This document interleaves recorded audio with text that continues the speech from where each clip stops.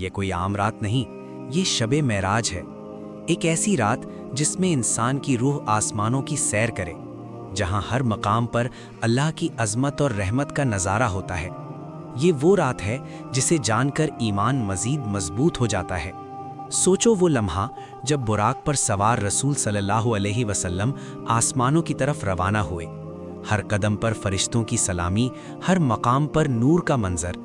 ये वो दास्तान है जो इंसान को अल्लाह की कुर्बत, नबी सल्लल्लाहु अलैहि वसल्लम की अज़मत और नमाज की अहमियत का एहसास दिलाती है।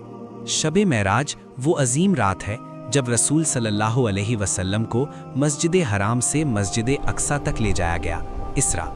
इसके बाद हुआ आसमानों का सफ़र, जहां हर आसमान पर एक नबी की मौजूदगी थी।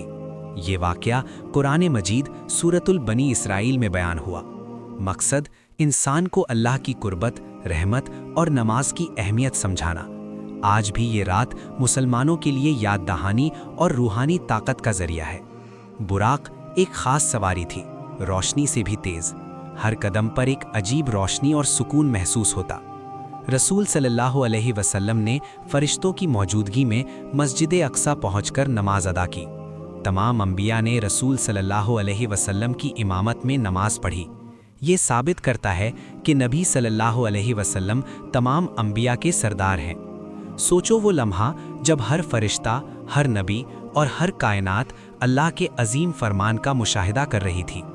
पहला आसमान हज़रत आदम अलैहिस्सलाम, दूसरा आसमान हज़रत ईसा अलैहिस्सलाम और हज़रत याहया अलैहिस्सलाम, तीसरा आसमान हज़रत यूसुफ अलैहिस्सलाम, चौथा आसमान हज़रत इदरीस अलैहिस्सलाम, पांचवा आसमान हज़रत हारून अलैहिस्सलाम, छठा आसमान हज़रत मूसा अलैहिस्सलाम, सातवां आसमान हज़रत इब्राहीम अलैहिस्सलाम।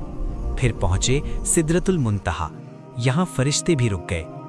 हर आसमान पर एक सबक, सब्र, शुक्र, तवक्कुल और अल्लाह की रज़ा के लिए हर नबी की तालीम। हर मुलाकात पर रसूल सल्लल्लाहु अलैहि वसल्लम ने अल्लाह की अज़मत और रहमत की कहानियाँ सुनी। रसूल सल्लल्लाहु अलैहि वसल्लम इतने करीब हुए कि 2 कमानों के फासले पर या उससे भी कम।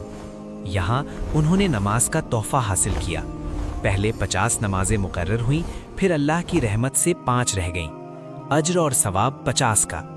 ये सबक नमाज अल्लाह की इनायत और इंसान का सबसे बड़ा सरमाया।